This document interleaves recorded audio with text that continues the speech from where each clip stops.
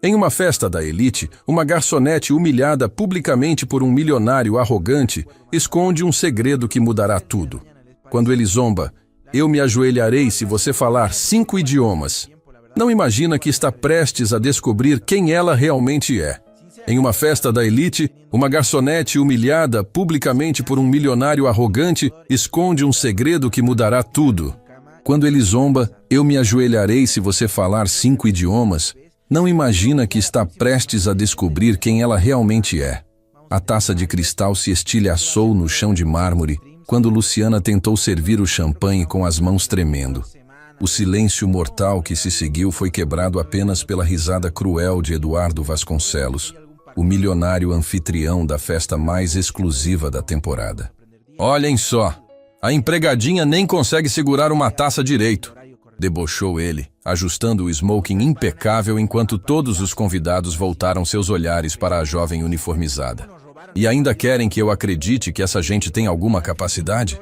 Luciana abaixou a cabeça, engolindo o nó na garganta enquanto se ajoelhava para recolher os cacos.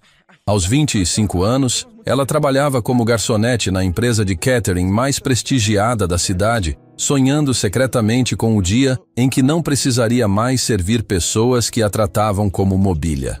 Perdão, senhor, sussurrou, sabendo que qualquer palavra a mais poderia custar seu emprego. Perdão? Eduardo riu mais alto, caminhando em círculos ao redor dela como um predador. Você sabe quanto custa uma taça dessas? Cristal importado da França. Provavelmente vale mais que seu salário de 3 meses. Os convidados, empresários, políticos e socialites, formaram um círculo, alguns rindo baixinho, outros apenas observando o espetáculo com desconforto mal disfarçado. A humilhação queimava as bochechas de Luciana como ferro em brasa. Ela havia estudado tanto, sacrificado tanto, mas ali estava, aos pés de um homem que jamais conhecera uma única dificuldade na vida. Aposto que você nem terminou o ensino médio, continuou Eduardo, claramente se divertindo com a própria crueldade. É isso que acontece quando se contrata qualquer um para trabalhar em eventos de primeira classe. Na verdade, eu me formei em letras pela universidade, murmurou Luciana, ainda recolhendo os cacos, mas sua voz foi praticamente inaudível no meio das conversas que haviam recomeçado. Eduardo parou abruptamente, inclinando-se para ouvi-la melhor. O que você disse? Sua voz carregava uma arrogância que fez vários convidados se aproximarem novamente, sentindo que algo interessante estava prestes a acontecer. Repita mais alto para que todos possam ouvir essa pérola. Luciana respirou fundo e se ergueu lentamente, ainda segurando os cacos na mão. Algo dentro dela. Talvez fosse o cansaço de anos sendo tratada como inferior, talvez fosse a injustiça gritante da situação, fez com que ela erguesse o queixo e olhasse Eduardo diretamente nos olhos. Eu disse que me formei em letras pela universidade, com honras ao mérito. O salão ficou em silêncio absoluto. Eduardo piscou algumas vezes, como se estivesse processando informações impossíveis de serem verdade.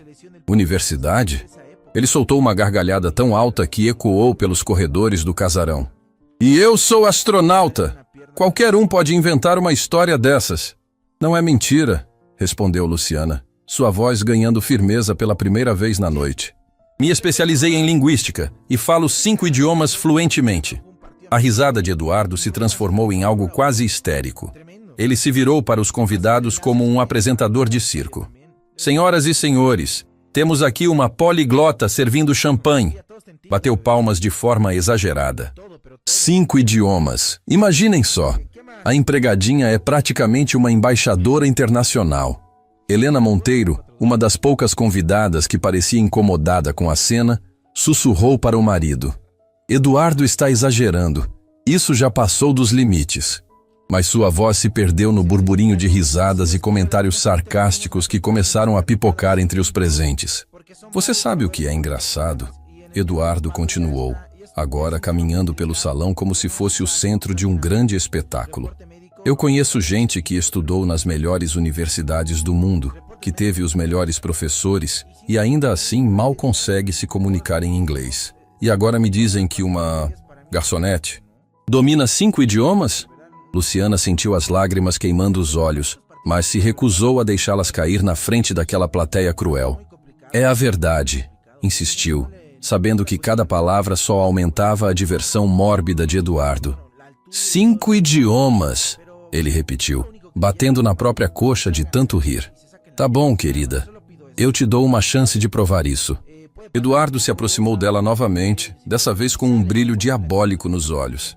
Se você realmente conseguir me convencer de que fala 5 idiomas, e não estou falando de oi e tchau, eu faço algo que nunca fiz na vida.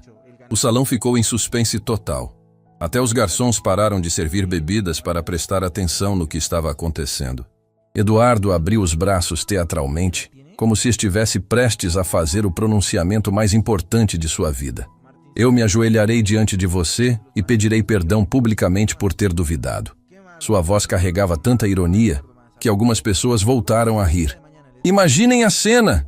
Eduardo Vasconcelos, herdeiro dos laboratórios Vasconcelos, se ajoelhando para uma empregada. O murmúrio entre os convidados cresceu. Alguns achavam a situação absurdamente divertida. Outros começavam a se sentir desconfortáveis com a crueldade gratuita. Mas todos tinham uma certeza. Eduardo jamais se ajoelharia para qualquer pessoa, muito menos para uma funcionária de catering. E se eu não conseguir? Perguntou Luciana, surpreendendo a si mesma por aceitar o desafio. Eduardo sorriu como um tubarão que acabou de farejar sangue na água. Aí você vai embora daqui na mesma hora, e eu pessoalmente me certifico de que nunca mais trabalhe em nenhum evento social desta cidade. Ele pausou dramaticamente, saboreando cada palavra. Além disso, você vai reconhecer publicamente que mentiu para tentar se passar por alguém que não é. O silêncio no salão era ensurdecedor. Luciana olhou ao redor, vendo dezenas de rostos que a observavam como se ela fosse um animal no zoológico. Alguns expressavam curiosidade mórbida, outros demonstravam pena disfarçada, mas nenhum mostrava solidariedade real. Ela estava completamente sozinha naquele momento. Aceito, disse ela, sua voz clara cortando o silêncio como uma lâmina. Eduardo arregalou os olhos por um breve segundo. Ele realmente não esperava que ela topasse, mas rapidamente recuperou a compostura arrogante. Perfeito. Então vamos começar esse pequeno teste. Ele se dirigiu aos convidados. Temos aqui pessoas que falam várias línguas. Tenho certeza de que encontraremos voluntários para verificar as habilidades da nossa poliglota particular. Doutor Hiroshi Tanaka, um empresário japonês que estava de visita ao Brasil, se adiantou com um sorriso curioso. Eu posso testar o japonês dela, disse em português com sotaque carregado. Perfeito! Exclamou Eduardo, esfregando as mãos. E também temos a Madame Dubois, apontou para uma senhora elegante de cabelos grisalhos. Ela pode testar o francês. Para o inglês, eu mesmo me encarrego. Luciana respirou fundo, fechando os olhos por um momento. Quando os abriu novamente, havia algo diferente neles. Uma determinação férrea que fez alguns convidados recuarem instintivamente. Ela não sabia ainda, mas estava prestes a virar não apenas aquela noite de cabeça para baixo, mas toda a vida social daquelas pessoas. Doutor. Tanaka se aproximou e, com um sorriso educado, disse em japonês: Jovem senhora, gostaria que me contasse sobre sua formação educacional e como aprendeu nosso idioma. O que aconteceu em seguida deixou todos boquiabertos. Luciana olhou para Dr. Tanaka com um sorriso sereno e respondeu em japonês perfeitamente fluente. Dr. Tanaka, é uma honra conhecê-lo. Estudei japonês durante 4 anos na universidade e me aperfeiçoei através de intercâmbio cultural com a Fundação Nippon. Tenho profundo respeito pela cultura japonesa e pela filosofia do Kaizen, a melhoria contínua que me trouxe até aqui esta noite. O silêncio que se seguiu foi diferente do anterior. Desta vez, não havia deboche ou diversão cruel, apenas espanto genuíno. Doutor. Tanaka arregalou os olhos, claramente impressionado não apenas com a fluência de Luciana, mas com a pronúncia impecável e o conhecimento cultural que ela demonstrava. Extraordinário, murmurou ele em português, virando-se para Eduardo. Ela não apenas fala japonês fluentemente, mas entende as nuances culturais. Isso é bastante raro mesmo entre diplomatas. Eduardo sentiu o primeiro frio na barriga, mas manteve a expressão arrogante. Sorte de principiante. resmungou. Vamos ver com o francês. Ele acenou para Madame Dubois, que se aproximou com um ceticismo visível no rosto elegante. A francesa, conhecida por sua intolerância com estrangeiros que massacravam seu idioma natal, dirigiu-se a Luciana com frieza. Mademoiselle, se você realmente domina o francês, gostaria que me explicasse a diferença entre literatura clássica e moderna francesa, e cite pelo menos 3 autores de cada período. Luciana não hesitou. Respondeu em francês com sotaque parisiense refinado. Madame Dubois, seria um prazer discutir literatura francesa. A literatura clássica, representada magistralmente por Corneille, Racine e Molière, caracteriza-se pela observância às regras aristotélicas e pela busca da perfeição formal. Já a literatura moderna, com Baudelaire, Rimbaud e Verlaine, rompeu com essas convenções, explorando o simbolismo e a expressão da subjetividade. Particularmente admiro Les Fleurs du Mal de Baudelaire pela forma como revolucionou a poesia francesa. Madame Dubois recuou como se tivesse levado um tapa. Sua expressão passou de ceticismo para admiração genuína em questão de segundos. Mon Dieu!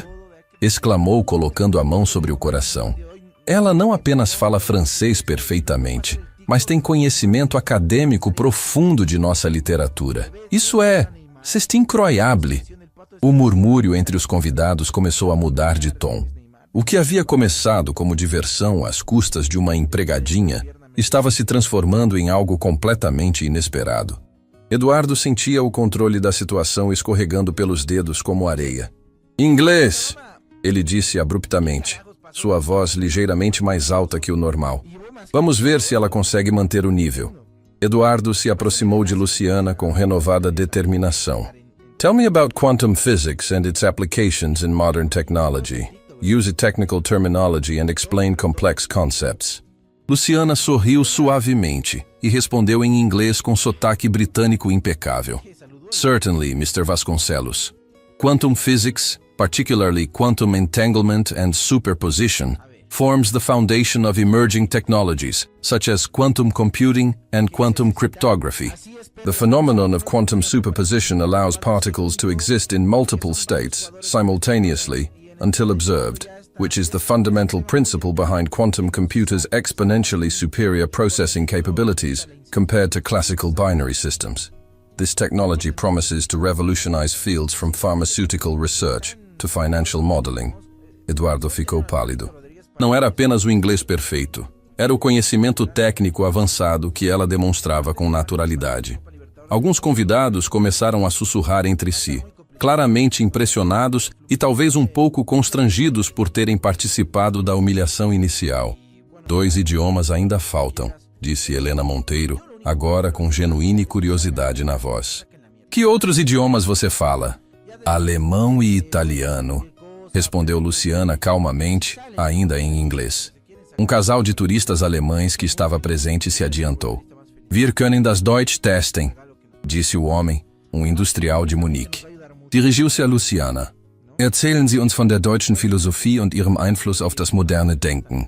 Luciana respondeu fluentemente em alemão. Gerne spreche ich über deutsche Philosophie. Von Kant bis Nietzsche, von Hegel bis Heidegger, hat deutsches Denken die Weltphilosophie geprägt. Kants kategorischer Imperativ revolutionierte die Ethik, während Nietzsches Übermenschkonzept traditionelle Moralvorstellungen herausforderte. Hegels Dialektik beeinflusste sowohl Marx als auch moderne politische Theorien fundamental. O alemão ficou boquiaberto. Virou-se para sua esposa e sussurrou: Sie spricht perfektes Hochdeutsch und versteht komplexe philosophische Konzepte. Das ist unglaublich. Eduardo estava visivelmente transpirando agora. Suas mãos tremiam ligeiramente enquanto afrouxava a gravata. O salão inteiro observava em silêncio absoluto, a tensão palpável no ar. Italiano, disse uma voz do fundo do salão. Era Marco Rossini, um diplomata italiano que participava da festa. Ele se aproximou com expressão séria. Signorina, mi parli della Renaissance italiana e del suo impatto sull'arte mondiale. Luciana rispondeu in italiano melodico e perfeito. Signor Rossini, il Rinascimento italiano fu il periodo più glorioso della storia artistica mondiale. Da Leonardo da Vinci a Michelangelo, da Raffaello a Brunelleschi, l'Italia creò una rivoluzione artistica che influenza ancora oggi l'arte contemporanea. La tecnica della prospettiva, sviluppata da Brunelleschi, trasformò completamente la rappresentazione visiva, mentre la tecnica dello sfumato di Leonardo portò il realismo pittorico a livelli mai raggiunti prima. Marco Rossini cominciò a applaudire lentamente. Bravissima! Non solo parla l'italiano perfettamente, ma conosce la nostra storia culturale meglio di molti italiani. O salão explodiu em aplausos espontâneos. Dezenas de convidados batiam palmas, alguns até gritando "Bravo!" e "Incrível!". Eduardo estava no centro do círculo, completamente isolado, enquanto Luciana recebia uma ovação de pé da mesma audiência que minutos antes ria de sua humilhação. "Impossível!" Eduardo gritou por cima dos aplausos, seu rosto vermelho de raiva e constrangimento. "Isso é uma armação! Vocês combinaram isso tudo!" Ele apontou furiosamente para os testadores. "Ela decorou algumas frases para me enganar." Dr. Tanaka se adiantou, claramente ofendido.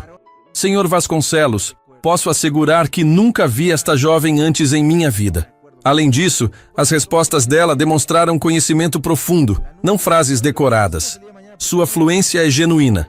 "Concordo completamente", disse Madame Dubois, com frieza cortante. "Sua acusação é não apenas falsa, como extremamente desrespeitosa conosco." Eduardo olhou ao redor desesperadamente, buscando apoio, mas encontrou apenas olhares de reprovação. Alguns convidados começavam a se afastar dele, claramente desconfortáveis com seu comportamento. "Senhor Vasconcelos", disse Luciana suavemente, sua voz cortando através do barulho como seda. "O senhor fez uma promessa diante de todos estes convidados." O silêncio voltou instantaneamente. Eduardo ficou rígido, seus olhos dartem nervosamente entre Luciana e a multidão expectante. Eu estava brincando", gaguejou. "Ninguém realmente esperava." "Uma promessa é uma promessa", interrompeu Helena Monteiro, sua voz carregada de autoridade moral. "Especialmente quando feita publicamente para humilhar outra pessoa." "Exato", concordou Marco Rossini. "Um uomo de honor e mantiene sempre la parola data." Eduardo sentiu o suor escorrendo pelas costas. Olhou ao redor do salão e viu que todos, absolutamente todos, o observavam com expectativa. Não havia escape. Sua própria arrogância havia criado uma armadilha perfeita. "Eu não vou me ajoelhar para uma empregada", explodiu, perdendo completamente a compostura. "Vocês enlouqueceram? Eu sou Eduardo Vasconcelos. Minha família construiu metade desta cidade." O desconforto no salão se transformou em repulsa visível. Várias pessoas balançavam a cabeça negativamente, sussurrando entre si. A máscara de sofisticação de Eduardo havia caído completamente, revelando o homem pequeno e cruel que se escondia por trás da riqueza. "Conhecimento não tem classe social, Sr. Vasconcelos", disse Dr. Tanaka com dignidade. "Esta jovem demonstrou educação e cultura superiores às suas neste momento." "Muito superior", murmurou alguém no fundo do salão, causando risadas abafadas entre os convidados. Eduardo percebeu que havia perdido não apenas o desafio, mas o respeito de toda a elite social presente. Sua reputação estava sendo destruída diante de seus próprios olhos, e tudo por causa de sua própria crueldade gratuita. "Tudo bem", disse Luciana, surpreendendo a todos com sua magnanimidade. "O senhor não precisa se ajoelhar.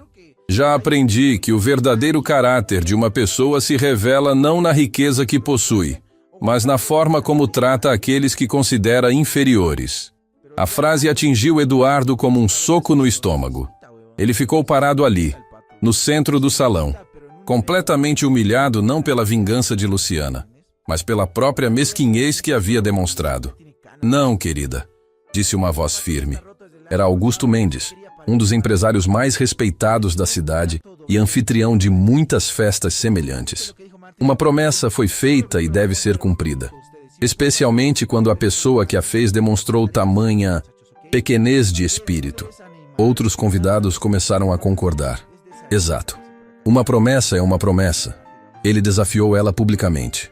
O coro cresceu até que todo o salão estava pressionando Eduardo a cumprir sua palavra. Eduardo olhou para Luciana, que permanecia calma e digna, apesar de tudo que havia sofrido. Algo no olhar dela. Não havia triunfo cruel, nem desejo de vingança, apenas uma serenidade profunda. O fez perceber a dimensão do que havia feito. Lentamente, muito lentamente, Eduardo dobrou um joelho, depois o outro, até estar ajoelhado no chão de mármore do próprio salão. O silêncio era total. Nem mesmo o tilintar dos cristais ou o barulho dos sapatos no mármore podia ser ouvido. Eu peço perdão, murmurou, sua voz quase inaudível. Mais alto, exigiu alguém, para que todos possam ouvir, assim como todos ouviram a humilhação que o Senhor impôs a ela. Eduardo ergueu a cabeça, lágrimas de humilhação brilhando nos olhos. Eu peço perdão, disse mais alto. Eu estava errado, completamente errado. Luciana se abaixou e estendeu a mão para ajudá-lo a levantar. Eduardo olhou para ela com espanto. Mesmo depois de tudo que havia feito, ela estava oferecendo dignidade a ele. Obrigada pelo pedido de desculpas, disse ela suavemente. Espero que esta noite tenha sido educativa para todos nós. Quando Eduardo se levantou, algo fundamental havia mudado no salão. Os convidados olhavam para Luciana com respeito genuíno, alguns até com admiração. Várias pessoas se aproximaram para cumprimentá-la pessoalmente. Jovem, que universidade você frequentou? Perguntou Augusto Mendes. E que trabalho você realmente gostaria de fazer? Acrescentou Helena Monteiro. Mas antes que Luciana pudesse responder, a porta do salão se abriu e uma figura elegante entrou. Era um homem mais velho, bem vestido, que olhou diretamente para Luciana com um sorriso de reconhecimento. Luciana Santos, disse ele em voz alta, fazendo todos se virarem. Que surpresa maravilhosa encontrá-la aqui. Eduardo empalideceu novamente. Ele conhecia muito bem aquela voz. Era Rodrigo Almeida, um dos homens mais poderosos do país, dono de um império de comunicações e conhecido por sua influência política. Professor Almeida, respondeu Luciana com um sorriso genuíno. Que alegria vê-lo novamente. Professor? Sussurrou alguém. Rodrigo se aproximou de Luciana com os braços abertos. Minha melhor aluna de todos os tempos, anunciou para o salão inteiro. Doutora em Linguística Aplicada, fala 8 idiomas fluentemente, não 5 como disse modestamente, e autora de 3 papers publicados em revistas internacionais antes dos 25 anos. O silêncio no salão era ensurdecedor. Eduardo sentiu o mundo desabar ao seu redor. Doutora? Conseguiu balbuciar. Rodrigo olhou para Eduardo com frieza. Sim, doutora Luciana Santos. E por acaso, minha sobrinha? Luciana discretamente deixou os cacos da taça sobre uma mesa próxima, limpou as mãos no avental e olhou para o homem que acabara de mudar completamente o rumo daquela noite. O silêncio no salão era tão profundo que se podia ouvir o bater dos corações acelerados. Sobrinha? Repetiu Eduardo com a voz estrangulada, como se as palavras se recusassem a sair de sua garganta. Rodrigo Almeida sorriu com orgulho paternal enquanto se dirigia ao centro do salão. Senhoras e senhores, permitam-me apresentar adequadamente a doutora Luciana Santos Almeida. Sim, Almeida, minha sobrinha e uma das mentes mais brilhantes de sua geração. Ele fez uma pausa dramática, observando os rostos atônitos ao redor. Autora de 3 papers revolucionários sobre neuroplasticidade linguística, conferencista internacional, e aos 25 anos, a mais jovem professora adjunta já nomeada pela Universidade de São Paulo. Helena Monteiro cobriu a boca com as mãos, seus olhos arregalados de choque e admiração. Meu Deus! E nós ficamos aqui assistindo ela ser humilhada, sussurrou para o marido, que balançava a cabeça em descrença. Eduardo havia ficado pálido como papel. Sua mente processava as implicações devastadoras do que acabara de descobrir. Não apenas havia humilhado publicamente uma mulher altamente educada, havia humilhado a sobrinha de um dos homens mais poderosos e influentes do país. Mas por que ela está trabalhando como... Começou Augusto Mendes, gesticulando vagamente na direção do uniforme de garçonete de Luciana. Uma excelente pergunta, respondeu Rodrigo, seus olhos brilhando com uma mistura de orgulho e tristeza. Luciana, querida, gostaria de explicar ou prefere que eu conte? Luciana respirou fundo, e quando falou, Sua voz carregava uma emoção que fez vários convidados se aproximarem instintivamente. Eu escolhi trabalhar como garçonete por uma razão muito simples. Queria entender como as pessoas realmente são quando acreditam que ninguém importante está observando. O impacto dessa revelação foi imediato. Vários convidados recuaram como se tivessem sido fisicamente atingidos.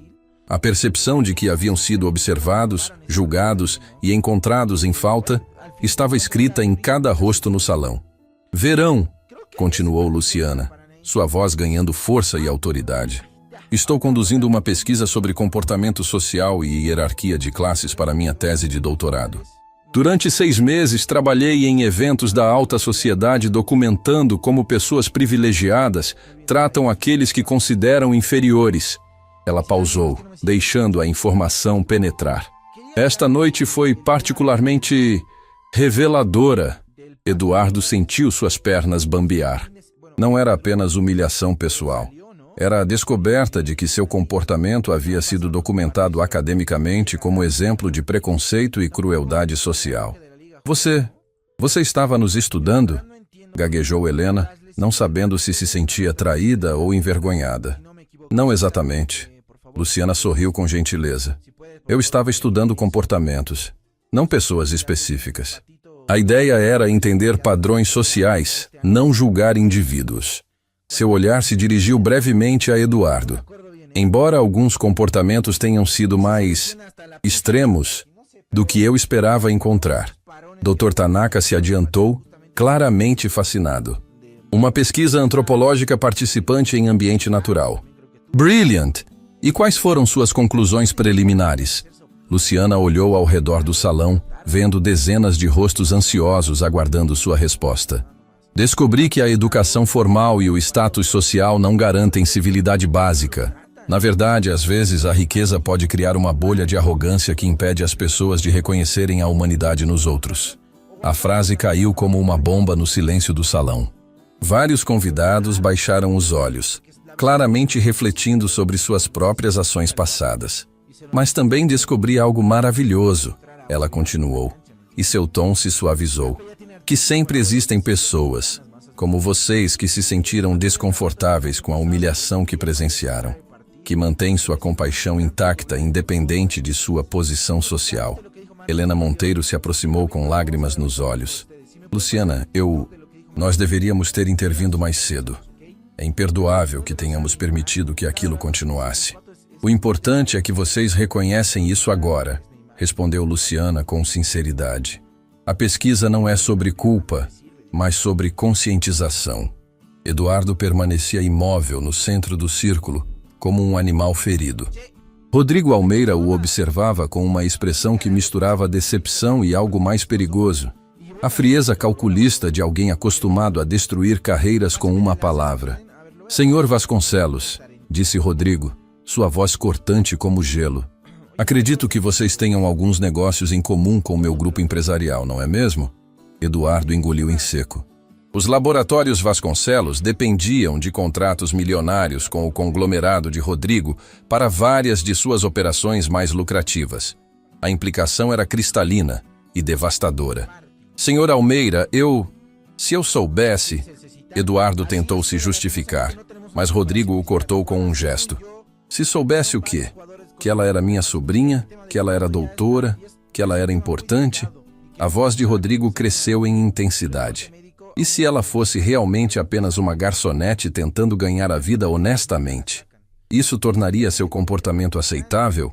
Eduardo abriu e fechou a boca como um peixe fora d'água. Não havia resposta que pudesse salvá-lo daquele momento. Marco Rossini quebrou o silêncio tenso.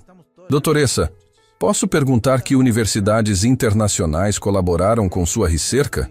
Oxford, Sorbonne e Harvard, respondeu Luciana naturalmente. Também apresentei resultados preliminares no Congresso Internacional de Linguística em Tóquio no ano passado.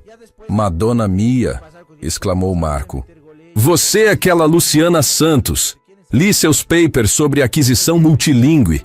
Seu trabalho é revolucionário. Madame Dubois se juntou à conversa animadamente. Mon Dieu, maintenant je comprends. Você é a autora daquele estudo sobre preservação de sotaques nativos em falantes políglotas. C'est magnifique! A transformação no salão era completa.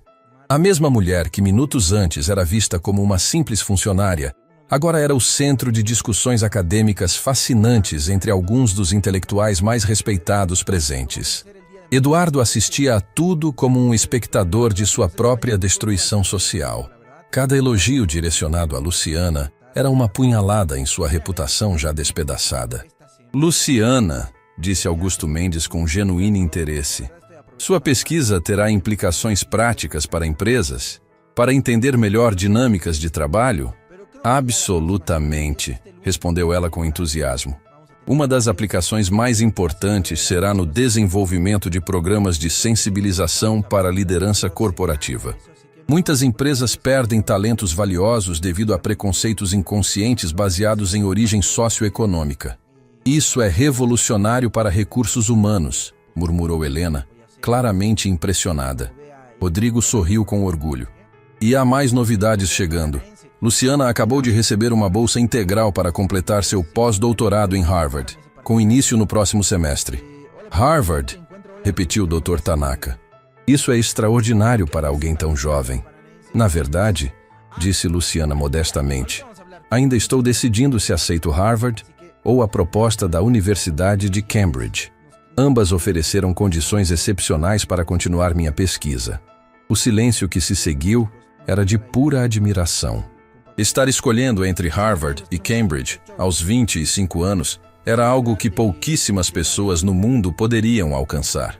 Eduardo sentia como se estivesse afundando em areia movediça. Cada nova revelação sobre Luciana tornava sua humilhação inicial mais grotesca e imperdoável. Senhor Vasconcelos, disse Rodrigo subitamente, fazendo todos se virarem para Eduardo. Acredito que temos uma reunião marcada para a próxima semana sobre renovação de contratos, não é mesmo? Eduardo assentiu miseravelmente, sabendo exatamente onde aquela conversa estava levando. Bem, Rodrigo continuou com um sorriso gelado. Acho que será uma discussão muito interessante, especialmente considerando os novos insights sobre valores corporativos que ganhei esta noite. A ameaça era velada, mas clara como cristal. Eduardo estava prestes a perder milhões em contratos devido ao seu comportamento deplorável. Tio Rodrigo, interrompeu Luciana suavemente, surpreendendo a todos. Posso falar com você em particular por um momento? Rodrigo pareceu surpreso, mas assentiu. Os dois se afastaram para um canto do salão, sussurrando intensamente por alguns minutos. Eduardo observava com crescente desespero, imaginando se Luciana estava convencendo o tio a destruí-lo completamente ou se, milagrosamente, estava intercedendo por ele. Quando retornaram, Rodrigo tinha uma expressão indecifável no rosto. Minha sobrinha acabou de me dar uma lição sobre perdão e segundas chances, anunciou ele ao salão. Ela sugeriu que todos nós, eu incluído, podemos aprender com o que aconteceu aqui esta noite. Eduardo olhou para Luciana com uma mistura de gratidão e confusão total. No entanto, Rodrigo continuou, seu tom se endurecendo novamente.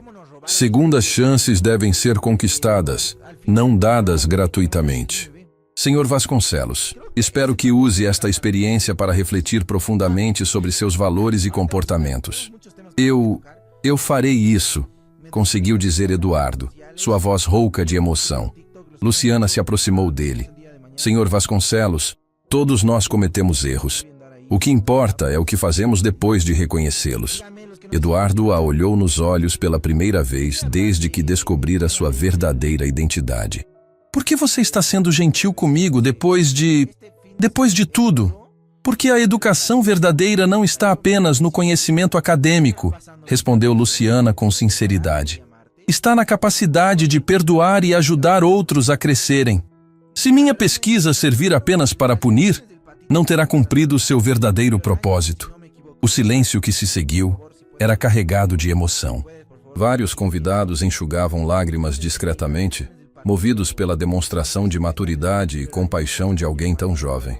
Entretanto, disse Luciana, virando-se para todo o salão, espero que esta noite tenha mostrado a todos nós a importância de tratar cada pessoa com dignidade independente de sua posição aparente na sociedade. Os aplausos começaram lentamente com Helena Monteiro. Depois se espalharam pelo salão inteiro até se tornarem uma ovação ensurdecedora. Eduardo, ainda de pé no centro do círculo, também começou a bater palmas, lágrimas escorrendo pelo rosto. Não mais de humilhação, mas de uma emoção complexa que misturava gratidão, arrependimento e algo que poderia ser o início de uma transformação genuína. Mas quando os aplausos começaram a diminuir, a porta do salão se abriu novamente. Uma mulher elegante entrou rapidamente, procurando alguém com os olhos. Quando viu Rodrigo, correu até ele. "Rodrigo!" exclamou, claramente agitada. "Recebi sua mensagem. Onde está a Luciana?" Rodrigo sorriu e apontou para sua sobrinha. "Aqui, minha querida." "Luciana, esta é Beatriz Cavalcante, diretora da Fundação Internacional de Educação." Luciana cumprimentou educadamente, mas Beatriz a interrompeu. "Doutora Santos, não temos muito tempo. O comitê de seleção se reuniu em sessão extraordinária hoje à noite. A decisão sobre o Programa Global de Liderança Jovem saiu mais cedo que o previsto." Todo o salão se voltou para eles, sentindo que algo importante estava prestes a ser anunciado. "E então?" perguntou Rodrigo, claramente ansioso. Beatriz sorriu radiante. "Parabéns, doutora Luciana. Você foi selecionada como a mais jovem embaixadora da educação global da história da Fundação." O salão explodiu em exclamações de surpresa e admiração. Eduardo sentiu suas pernas bambearem mais uma vez. Não apenas havia humilhado uma doutora brilhante, havia humilhado a mais nova embaixadora da educação global. Mas o que ninguém no salão sabia ainda era que esta nomeação traria consigo uma responsabilidade que mudaria a vida de Luciana para sempre. E colocaria Eduardo em uma situação ainda mais delicada do que ele poderia imaginar. O salão ficou em silêncio total por alguns segundos, antes de explodir em aplausos ainda mais intensos que os anteriores.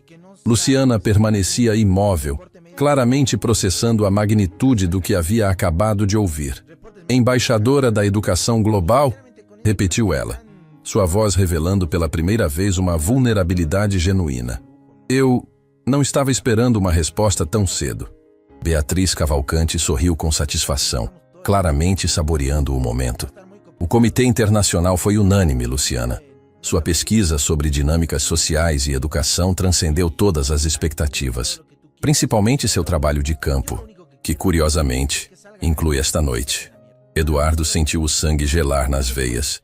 "Esta noite?" conseguiu gaguejar.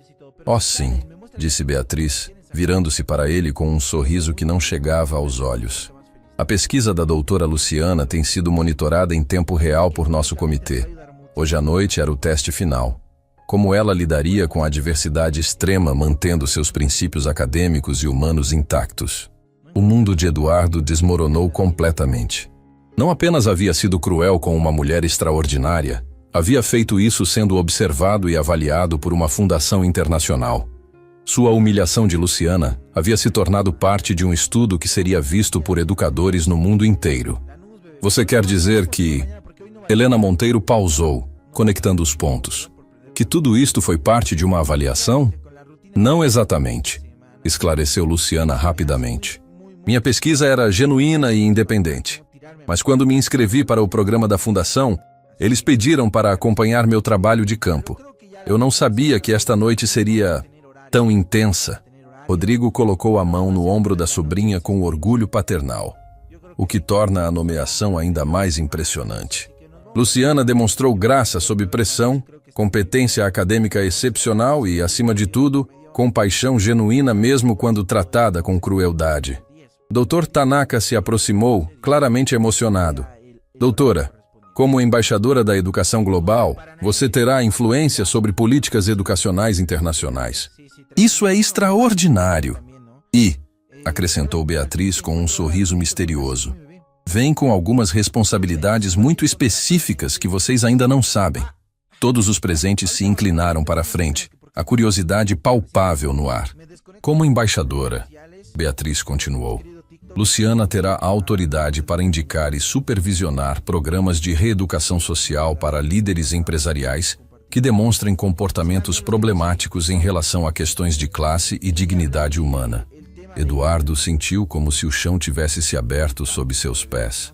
As implicações eram cristalinas e aterradoras. Reeducação social? Sussurrou Augusto Mendes. Sim, respondeu Beatriz com autoridade. Trabalhamos com governos e organizações internacionais para implementar programas obrigatórios para executivos e líderes que demonstram preconceitos sistêmicos. São programas intensivos de 6 meses que incluem trabalho comunitário direto, estudos de sensibilização social e mentoria com pessoas de diversas origens socioeconômicas. Marco Rossini assentiu aprovadoramente. Um programa muito inteligente. Na Itália, temos algo similar para juízes que demonstram preconceitos em sentenças. Eduardo estava visivelmente transpirando agora. E quem determina quem precisa desses programas?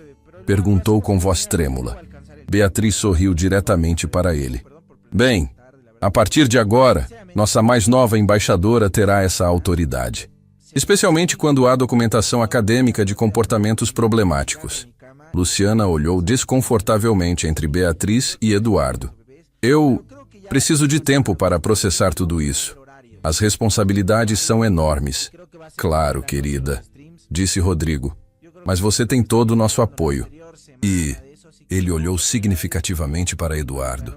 Tenho certeza de que alguns dos presentes aqui esta noite estarão muito interessados em demonstrar que podem ser aliados valiosos na sua nova posição. Eduardo percebeu que aquela era sua deixa. Ele se aproximou de Luciana com passos hesitantes, claramente lutando com algo interno. Doutora Santos, disse ele formalmente, sua voz trêmula, mas determinada. Eu gostaria de, se você permitir, me voluntariar para ser o primeiro participante do seu programa de reeducação social. O silêncio no salão era ensurdecedor. Todos observavam Eduardo com uma mistura de surpresa e respeito pela coragem que havia demonstrado. Luciana estudou seu rosto por um longo momento. Senhor Vasconcelos, você tem certeza? Não é uma decisão que deve ser tomada por pressão ou medo das consequências. Eu tenho certeza, respondeu Eduardo. E pela primeira vez na noite sua voz soava genuína. O que aconteceu aqui esta noite me mostrou quem eu me tornei. E eu não gosto dessa pessoa. Ele pausou, engolindo o orgulho com dificuldade. Se você pode me ajudar a ser melhor, eu imploro que o faça. Helena Monteiro sussurrou para o marido. Nunca pensei que veria Eduardo Vasconcelos implorar por qualquer coisa. Beatriz observava a interação com interesse profissional.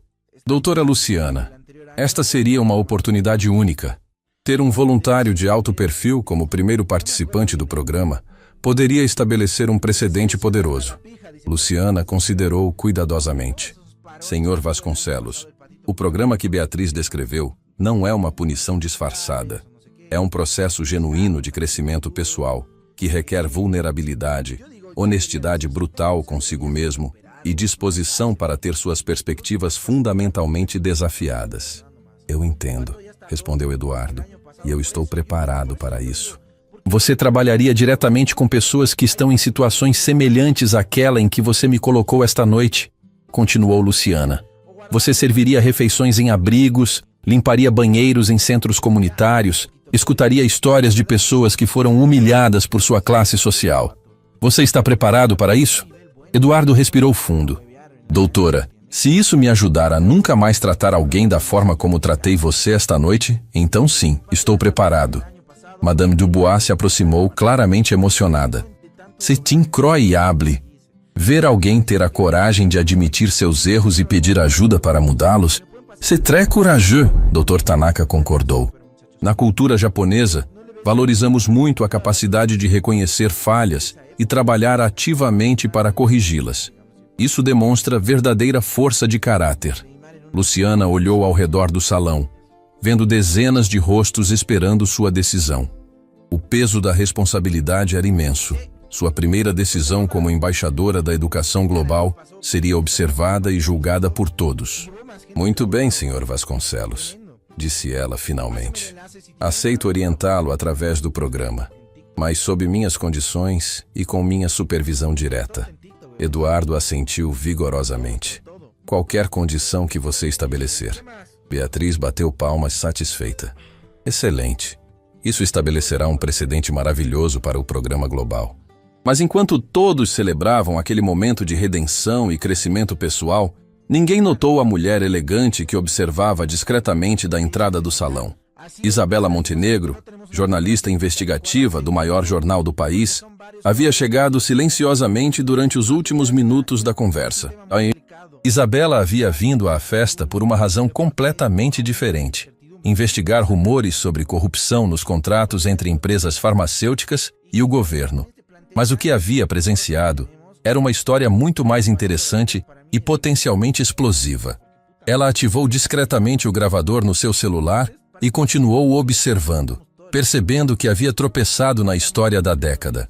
Uma doutora disfarçada de garçonete, um milionário humilhado publicamente e agora uma nomeação internacional com implicações para toda a elite empresarial do país. Doutora Luciana, disse Rodrigo, acredito que sua primeira decisão oficial como embaixadora merece uma celebração apropriada. Que tal marcarmos uma coletiva de imprensa para anunciar oficialmente sua nomeação e o lançamento do programa piloto?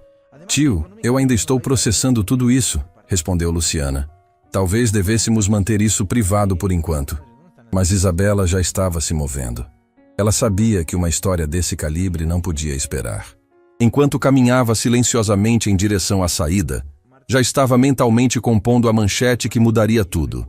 Doutora disfarçada de garçonete, expõe preconceito da elite e torna-se embaixadora global. O que ninguém no salão sabia era que, em algumas horas, todos os presentes naquela festa se tornariam figuras públicas nacionais. E Eduardo Vasconcelos, em particular, enfrentaria um escrutínio público que testaria sua determinação de mudança como nunca antes. Mas antes mesmo que o sol nascesse, algo ainda mais surpreendente aconteceria.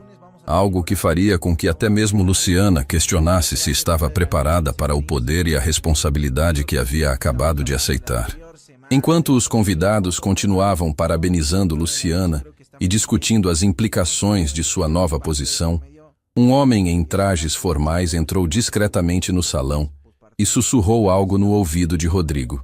O rosto de Rodrigo empalideceu instantaneamente. Luciana, disse ele com urgência. Precisamos conversar. Agora. O tom urgente de Rodrigo fez com que todos no salão parassem suas conversas instantaneamente. Luciana olhou para o tio com preocupação crescente, percebendo que algo muito sério havia acontecido. Tio, o que foi? Perguntou ela, enquanto o homem de trajes formais permanecia ao lado de Rodrigo com uma expressão grave. Este é Marcos Silva, meu chefe de segurança corporativa, explicou Rodrigo rapidamente. Marcos, repita para minha sobrinha o que você acabou de me dizer. Marcos olhou nervosamente ao redor do salão cheio de convidados. Senhor, talvez seja melhor conversarmos em particular. Não, interrompeu Rodrigo firmemente. Estas pessoas já estão envolvidas. Elas têm o direito de saber. Marcos respirou fundo. Doutora Santos, nas últimas 2 horas, sua pesquisa acadêmica vazou na internet. Não apenas os resultados, mas também gravações de áudio de situações que você documentou durante seus 6 meses de trabalho de campo. Luciana sentiu o sangue gelar. Gravações? Mas eu nunca gravei nada sem consentimento. Apenas fiz anotações escritas. Isso é o mais preocupante, continuou Marcos. Alguém com acesso a equipamentos de vigilância muito sofisticados estava gravando secretamente os eventos onde você trabalhava. E agora essas gravações estão sendo divulgadas com sua pesquisa anexada, como se fossem parte oficial do seu estudo. Eduardo empalideceu. Você quer dizer que há gravações desta noite? Não apenas desta noite, respondeu Marcos gravemente. Há gravações de dezenas de eventos da alta sociedade dos últimos 6 meses. Conversas privadas, comentários depreciativos sobre funcionários, discussões sobre negócios questionáveis. Tudo está sendo divulgado simultaneamente em múltiplas plataformas. O salão erupciou em exclamações de pânico e indignação. Vários convidados começaram a verificar seus celulares freneticamente, outros se agruparam sussurrando ansiosamente entre si. Meu Deus, sussurrou Helena Monteiro com o rosto pálido. Se há gravações de outros eventos, quantas pessoas estão envolvidas? Baseado no que conseguimos rastrear até agora, disse Marcos. Aproximadamente 300 figuras públicas de destaque. Empresários, políticos, celebridades, todos flagrados em momentos onde acreditavam ter privacidade total. Beatriz Cavalcante, que havia permanecido calada até então, se adiantou com expressão preocupada. Isso é um desastre para o programa de embaixadores. Se Luciana for associada a este vazamento... Eu não tive nada a ver com isso, exclamou Luciana, sua voz carregada de angústia. Minha pesquisa era baseada em observação participante e entrevistas consensuais, nunca em gravações secretas. Rodrigo colocou a mão reconfortante no ombro da sobrinha. Nós sabemos disso, querida. Mas quem está por trás deste vazamento claramente quer usar sua credibilidade acadêmica para dar legitimidade às gravações. Dr. Tanaka, que havia estado verificando seu telefone, levantou a cabeça com alarme. Isso já chegou às redes sociais. Elite Exposed está trending mundialmente. Milhões de pessoas estão vendo essas gravações. Marco Rossini também estava em seu telefone com expressão sombria. Mamma mia, que esto é terrível.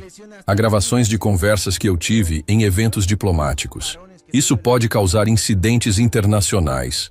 Eduardo se aproximou de Luciana com desespero visível. Doutora, se há gravações desta noite, meu comportamento será visto por milhões de pessoas. Minha família, meus funcionários, meus filhos. Sua voz falhou na última palavra. Seus filhos? Repetiu Luciana surpresa. Era a primeira menção que Eduardo fazia à família. 2 filhos pequenos, admitiu Eduardo com lágrimas nos olhos, que vão ter que lidar com o pai sendo exposto mundialmente como um monstro. Ele cobriu o rosto com as mãos. Como vou explicar para crianças de 6 e 8 anos que o pai delas é a pessoa cruel que elas vão ver na internet? O impacto emocional dessa revelação atingiu todo o salão.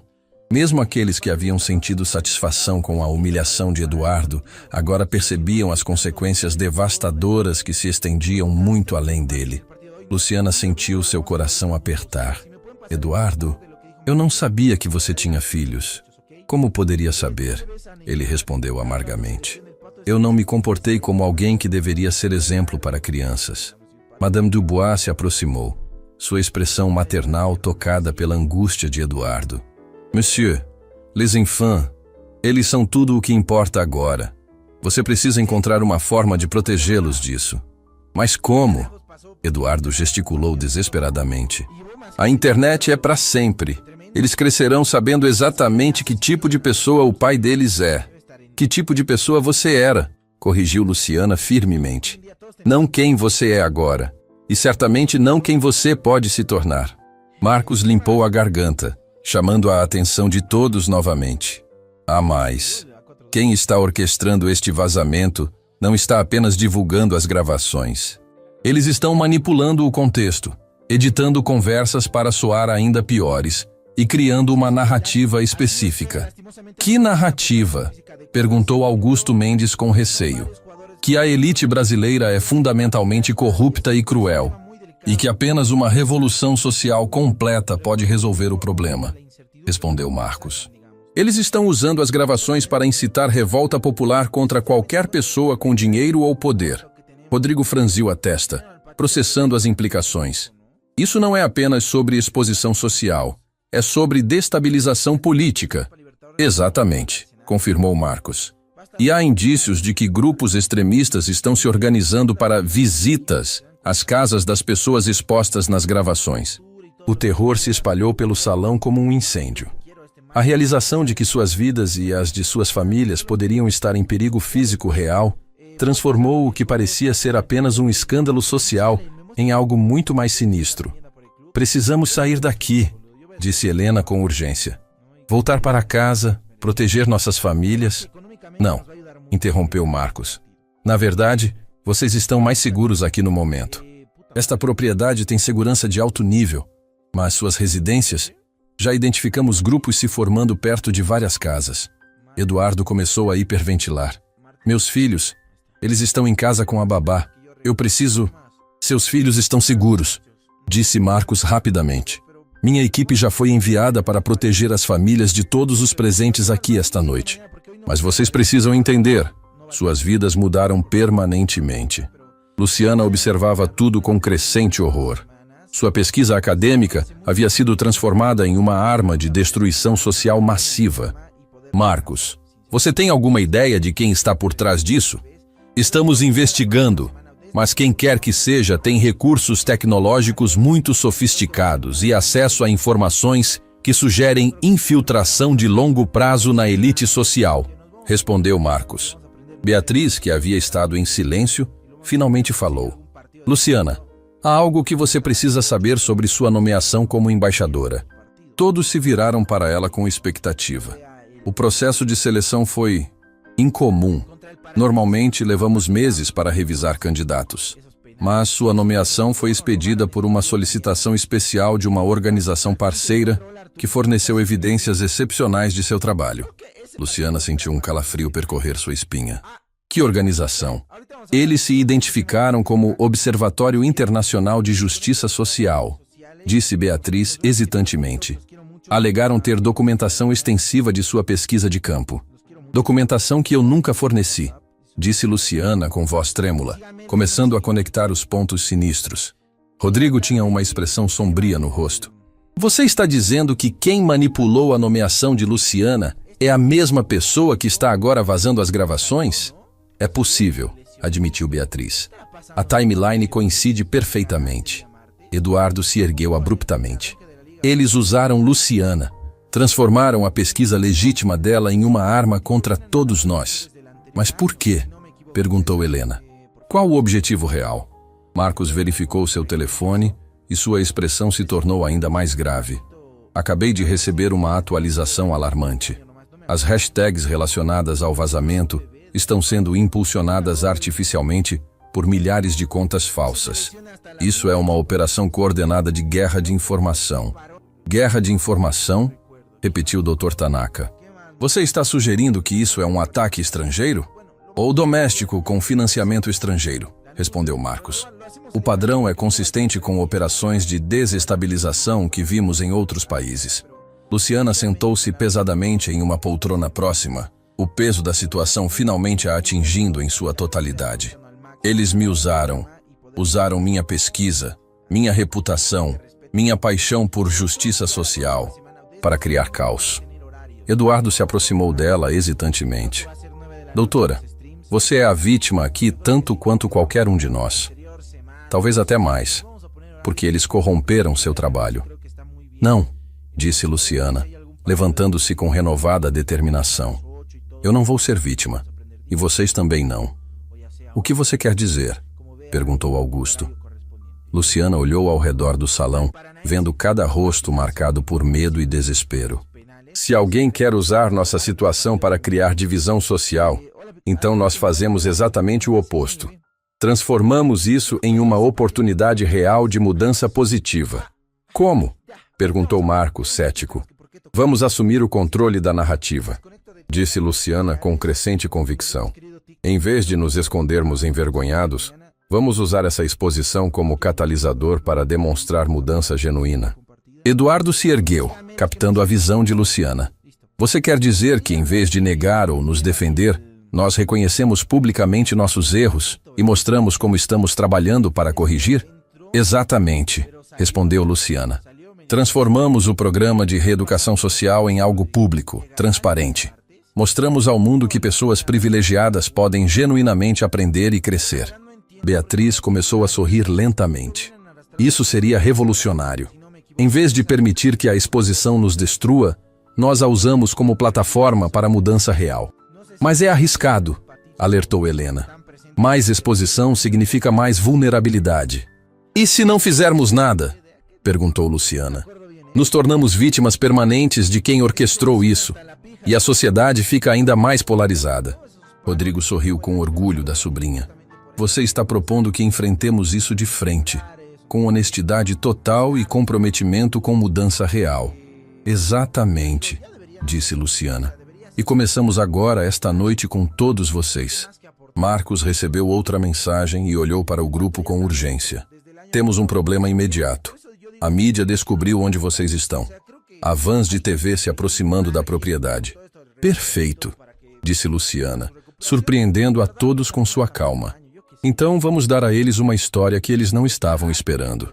Eduardo a olhou com uma mistura de admiração e terror. Você realmente quer enfrentar a mídia agora? Depois de tudo que aconteceu?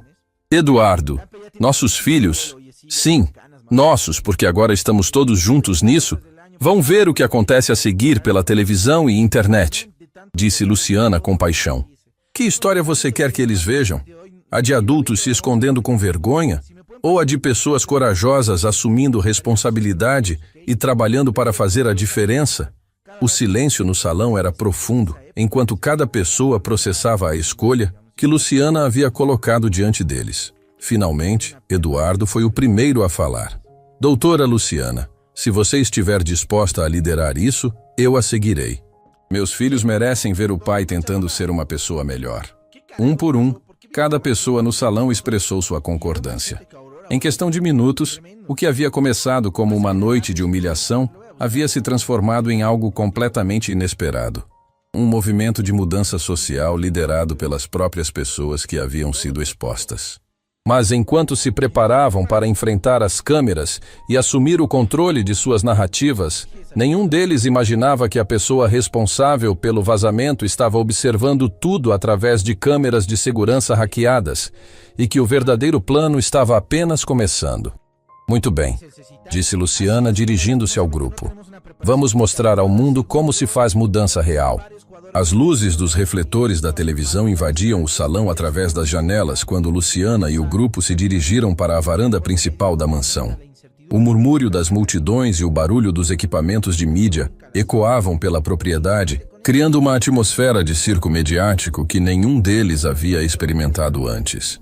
Doutora, tem certeza de que quer fazer isso? Perguntou Marcos pela última vez, verificando os dispositivos de segurança. Uma vez que vocês saírem lá fora, não haverá volta. Luciana respirou fundo, ajustou o uniforme de garçonete que ainda vestia, uma decisão deliberada para manter a autenticidade visual da história. E assentiu com determinação. É agora ou nunca. Se vamos mudar a narrativa, precisamos agir enquanto ainda temos a atenção do mundo. Eduardo, que havia pedido para ficar ao lado dela durante a entrevista coletiva, ajustou a gravata nervosamente. Meus filhos vão assistir isso ao vivo, murmurou, mais para si mesmo. Pela primeira vez em suas vidas, eles vão ver o pai fazer algo de que podem se orgulhar. Eles já podem se orgulhar, disse Helena suavemente, colocando uma mão reconfortante em seu ombro. Você está escolhendo ser corajoso quando seria muito mais fácil se esconder. Dr. Tanaka se aproximou com seu telefone na mão. As redes sociais estão explodindo. Elite Exposed continua crescendo, mas agora há uma nova hashtag emergindo. A Courage to Change. As pessoas estão curiosas sobre o que vocês vão dizer. Quando abriram as portas da varanda, foram imediatamente atingidos por uma parede de flashes fotográficos e uma cacofonia de perguntas gritadas por dezenas de repórteres. A multidão de jornalistas se estendia por todo o jardim da propriedade, com vans de transmissão de todas as grandes redes de televisão alinhadas na rua. Doutora Santos, é verdade que sua pesquisa foi usada para chantagear a elite? Senhor Vasconcelos, como se sente sendo exposto como um classista? Há alguma verdade nos rumores sobre corrupção empresarial? Luciana se aproximou do microfone improvisado que Marcos havia instalado e gradualmente o tumulto diminuiu. Quando ela começou a falar, sua voz era clara e firme, cortando através do ruído como uma lâmina. Meu nome é Luciana Santos Almeida, e vocês me conhecem hoje por duas identidades aparentemente contraditórias. Uma garçonete e uma doutora em linguística. Estou aqui esta noite não para me defender, mas para falar sobre algo mais importante. A escolha entre permitir que nossa pior versão nos defina ou ter a coragem de nos transformarmos em quem realmente queremos ser. O silêncio que se seguiu era completo. Até as câmeras pareciam ter parado de zumbir. É verdade que conduzi uma pesquisa sobre comportamento social durante os últimos 6 meses, trabalhando em eventos da alta sociedade. É verdade que documentei padrões preocupantes de preconceito e desrespeito. Mas o que está sendo divulgado agora, gravações secretas que jamais autorizei, não faz parte do meu trabalho acadêmico. Eduardo se adiantou. E quando falou, sua voz tremia com emoção genuína. Meu nome é Eduardo Vasconcelos. E eu sou o homem que vocês viram humilhando a doutora Luciana nas gravações desta noite. Estou aqui para dizer que aquele homem, cruel, arrogante, cego para a dignidade de outros seres humanos, não é quem eu quero ser. Um murmúrio percorreu a multidão de repórteres. Era raro ver alguém de tal posição social admitir erros publicamente, especialmente de forma tão direta. Tenho 2 filhos pequenos, continuou Eduardo, lágrimas brilhando em seus olhos. Pedro, de 8 anos, e Sofia, de 6. Eles estão assistindo isso agora, e pela primeira vez em suas vidas, estão vendo o pai que eu realmente quero ser, não o homem que fui até esta noite. Nesse momento, uma comoção na multidão de repórteres chamou a atenção de todos. Isabela Montenegro, a jornalista investigativa, estava empurrando seu caminho para a frente, segurando um tablet com expressão urgente.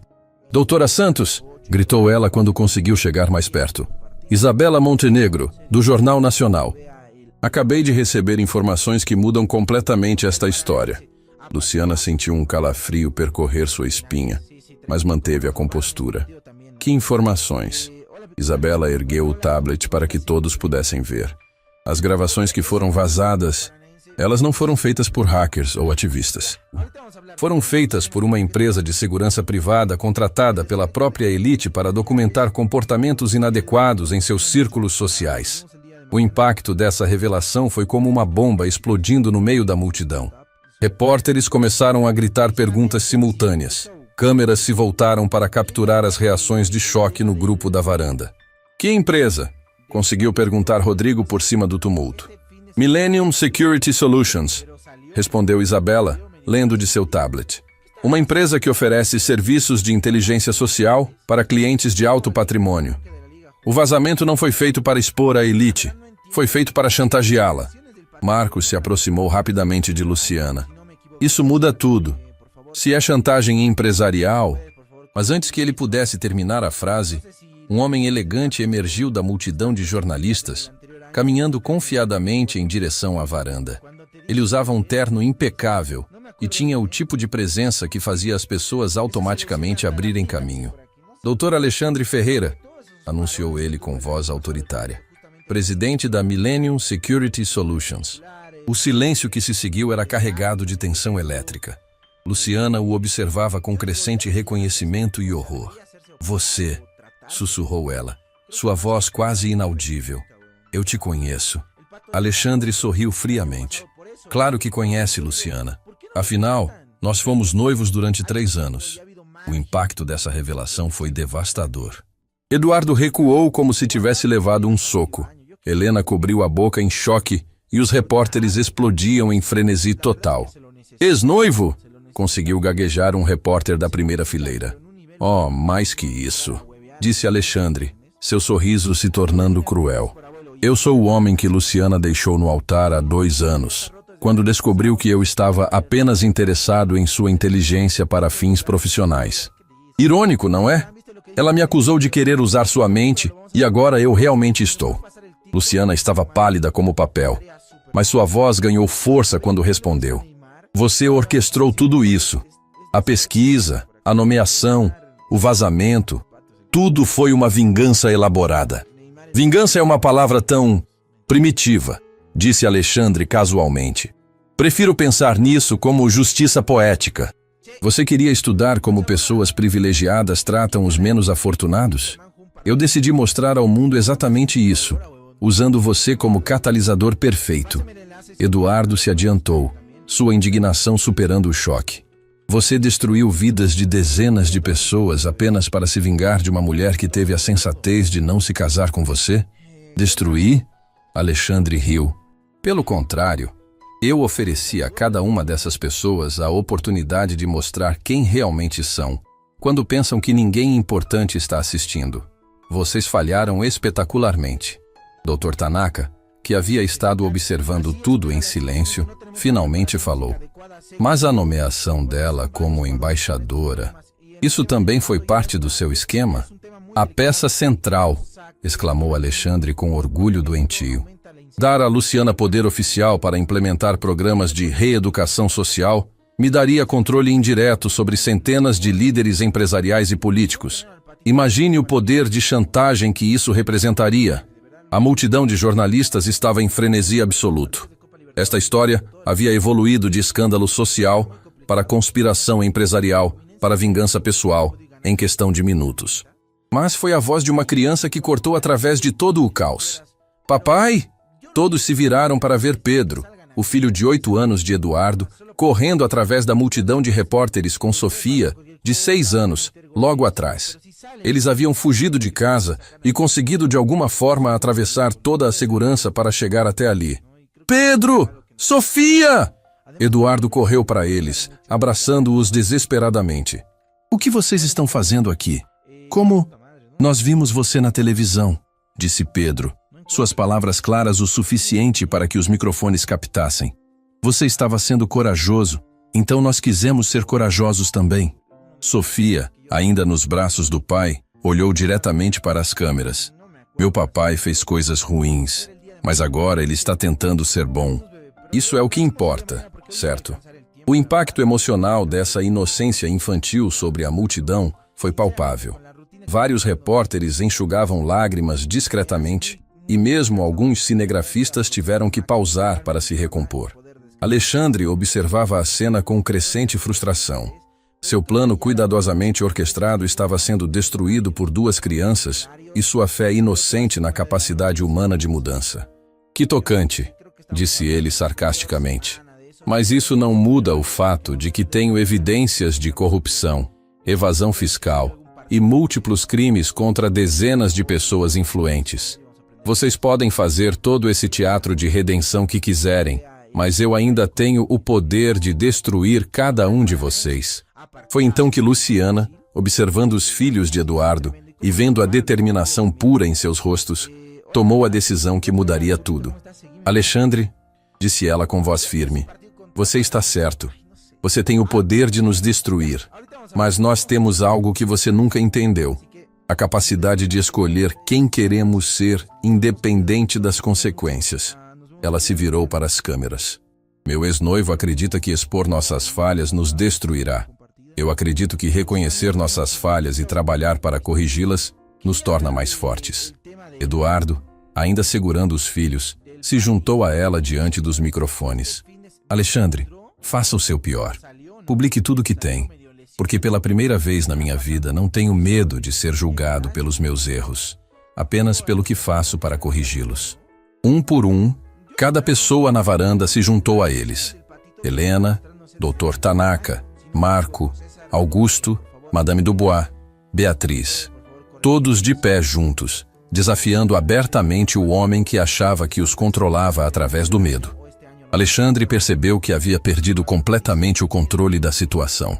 Seu poder dependia do medo e da vergonha das pessoas, mas elas haviam escolhido a coragem e a transparência em vez disso. Vocês não sabem com quem estão mexendo, sibilou ele. Na verdade, disse uma nova voz autoritária da multidão. Acho que eles sabem exatamente. Todos se viraram para ver o delegado federal Carlos Montanha se aproximando da varanda, acompanhado por uma equipe de agentes. Alexandre Ferreira, disse ele com voz clara. Você está preso por extorsão, invasão de privacidade, chantagem empresarial e formação de organização criminosa. Enquanto Alexandre era algemado e conduzido pela Polícia Federal, ele gritou uma última ameaça. Isso não acabou, Luciana. Você ainda vai pagar por me humilhar. Mas suas palavras se perderam no barulho ensurdecedor dos aplausos. A multidão de jornalistas, que havia começado a noite procurando por sangue, estava agora aplaudindo a coragem do grupo, que se recusou a ser destruído pela própria vergonha. Pedro olhou para o pai com admiração brilhando nos olhos. Papai, você é um herói agora? Eduardo beijou a testa do filho. Não, meu amor. Eu sou apenas um homem tentando aprender a ser melhor a cada dia. E enquanto as câmeras capturavam esse momento de ternura familiar, o mundo assistia à prova de que a redenção genuína não vem da perfeição, mas da coragem de enfrentar nossos defeitos e trabalhar para superá-los. 6 meses depois da noite que mudou suas vidas para sempre, Eduardo Vasconcelos estava de joelhos no chão de concreto do Centro Comunitário São José, esfregando as marcas de tinta que crianças haviam deixado durante uma oficina de arte. Suas mãos, que antes conheciam apenas manicure profissional e apertos de mão em reuniões de negócios, agora estavam calejadas pelo trabalho voluntário diário. "Papai, você perdeu um cantinho ali", disse Sofia, apontando para uma mancha cor-de-rosa que ele havia deixado passar. A menina de 6 anos estava ao lado dele com uma pequena esponja, ajudando no que ela chamava de trabalho de herói do papai. Eduardo sorriu, uma expressão que havia se tornado genuína nos últimos meses. "Obrigado, princesa. Você é minha supervisora favorita." Pedro, agora com 9 anos, estava do outro lado do salão organizando livros doados na pequena biblioteca comunitária. "Doutora Luciana!" exclamou quando viu a figura familiar entrar pela porta. "Papai terminou toda a lista de hoje." Luciana entrou no centro comunitário com um sorriso radiante, carregando uma pasta com documentos e uma expressão de orgulho genuíno. Durante os últimos 6 meses, ela havia visitado Eduardo semanalmente, acompanhando seu progresso no programa de transformação social que eles haviam criado juntos. "Bom dia, Eduardo", disse ela, observando o homem que se levantava do chão com roupas simples e sujas de tinta. "Como foi o fim de semana?" "Transformador, como sempre", respondeu Eduardo, limpando as mãos em uma toalha. "Ontem ajudei a Dona Maria a organizar os documentos para conseguir a aposentadoria dela. Ela trabalhou 50 anos como faxineira em escritórios e nunca tinha entendido toda a burocracia necessária. E hoje de manhã ele ajudou o seu João a pintar a casa", acrescentou Sofia com entusiasmo. "Porque o seu João não consegue subir na escada por causa do joelho." Luciana observava a interação com fascínio acadêmico e pessoal. A transformação de Eduardo havia superado todas as suas expectativas científicas mais otimistas. O homem arrogante e cruel que a humilhado publicamente havia genuinamente evoluído para alguém que encontrava propósito real em servir sua comunidade. "Eduardo, preciso conversar com você sobre algo importante", disse ela, apontando para 2 cadeiras em um canto quieto do salão. Eles se sentaram enquanto as crianças continuavam suas atividades, e Luciana abriu a pasta que carregava. Os resultados finais da sua avaliação psicológica chegaram hoje. Eduardo sentiu uma pontada de nervosismo. Durante 6 meses, ele havia se submetido à terapia intensiva, avaliações comportamentais regulares e monitoramento psicológico como parte do programa experimental de transformação social. "E então?", perguntou, tentando manter a voz calma. "Segundo 3 psicólogos independentes, você demonstrou mudanças estruturais fundamentais em seus padrões de empatia, humildade e consciência social", disse Luciana, lendo do relatório. "Suas pontuações em testes de preconceito implícito caíram mais de 80%. Sua capacidade de reconhecer dignidade em todas as pessoas aumentou de forma mensurável." Eduardo ficou em silêncio por um momento, processando as implicações. Isso significa que você se tornou cientificamente uma pessoa diferente", disse Luciana com um sorriso. "Não apenas comportamentalmente, mas em um nível neurológico fundamental." Lágrimas começaram a escorrer pelo rosto de Eduardo. "Eu sinto isso. Quando olho para as pessoas agora, vejo humanidade. Não status, não utilidade. Apenas pessoas que merecem respeito e dignidade. E não é apenas você", continuou Luciana, virando páginas em sua pasta. "O programa piloto que criamos baseado na sua experiência já foi implementado em 12 países. Temos 230 participantes voluntários, CEOs, políticos, celebridades, todos trabalhando através do mesmo processo de transformação." Eduardo se ergueu da cadeira, caminhando até a janela que dava para a rua onde crescera o centro comunitário. Nos últimos meses, ele havia ajudado a expandir o local, usando seus próprios recursos financeiros e conexões empresariais para criar uma escola de informática, uma clínica médica básica e um programa de microcrédito para moradores da região. "Luciana, há algo que eu preciso te contar", disse ele, virando-se para ela com expressão séria. "Sobre por que eu realmente aceitei fazer este programa." Ela se inclinou para a frente, curiosa. "Na primeira noite, quando você me deu a oportunidade de me redimir, Eu não aceitei por nobreza ou por reconhecimento genuíno dos meus erros, admitiu Eduardo. Eu aceitei porque estava com medo. Medo de perder dinheiro, medo de perder status, medo de que meus filhos descobrissem quem eu realmente era. Luciana assentiu. Eu sabia disso. A motivação inicial raramente é pura, mas em algum momento durante esses 6 meses, algo mudou, continuou Eduardo. Não consegui identificar exatamente quando, mas parei de fazer isso por medo e comecei a fazer porque finalmente entendi que esta é a pessoa que eu sempre deveria ter sido. Quando foi que você percebeu essa mudança? Perguntou Luciana, sua mente científica sempre curiosa sobre os mecanismos de transformação pessoal. Eduardo sorriu, lembrando. Há 3 semanas, quando a dona Rosa, você lembra dela, a senhora que limpa o banheiro aqui, me contou que o filho dela havia conseguido uma bolsa de estudos na universidade. Ela começou a chorar de felicidade, e eu chorei junto com ela. Não porque me sentia mal por ela, mas porque genuinamente compartilhava da alegria dela. Essa é a definição neurológica de empatia desenvolvida, observou Luciana. Você literalmente desenvolveu novas conexões neurais. É por isso que eu quero te pedir algo, disse Eduardo, voltando para a cadeira ao lado dela.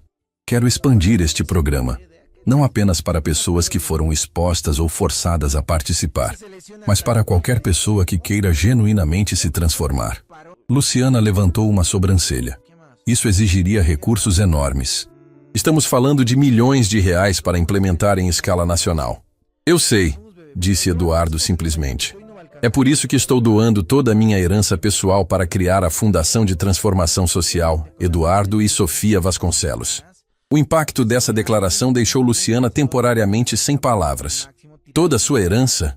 Eduardo, isso são centenas de milhões. 450 milhões para ser exato, confirmou Eduardo.